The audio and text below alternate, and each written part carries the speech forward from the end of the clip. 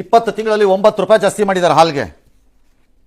ಹಾಂ ಮಾಡಿದ್ವಿ, ಏನು ಮಾಡಿದ್ರೆ ರೈತರು ಕೊಟ್ಟಿದ್ದಾರೆ. ಯಾವ ರೈತರು ಕೊಟ್ಟಿದ್ದೀರಿ? ಕೊಟ್ಟಿಲ್ಲ. 5 ರೂಪಾಯಿ, ಅಲ್ಲಿ 5 ರೂಪಾಯಿ ಹೋಗಿಲ್ಲ, ಅದರಲ್ಲಿ ಎಲ್ಲ ಸರ್ಕಾರಕ್ಕೆ ಹೋಯ್ತು, ಅಂದರೆ ಇದು ಮಂಡಿಗೆ. ಅವ್ರು ನನ್ನ ಹತ್ರ ದುಡ್ಡಿದೆ ಕೊಡಲ್ವಂತೆ. ಹಾ ನನ್ನ ಕಣ್ಣು ಮುಂದೆನೇ ನೋಡ್ತೀನಿ ಏನೋ ಈ ಬ್ರ್ಯಾಂಡನ್ನು ನಾಶ ಮಾಡಿದ ಖ್ಯಾತಿಗೆ ನೀವೆಲ್ಲ ಕಾರಣರಾಗೋದಕ್ಕೆ. ಎಂತೆಂಥ ಪುಣ್ಯಾತ್ಮರು ಕಷ್ಟಪಟ್ಟು ಕಟ್ಟಿದ್ರಪ್ಪ ಈ ಬ್ರ್ಯಾಂಡನ್ನು.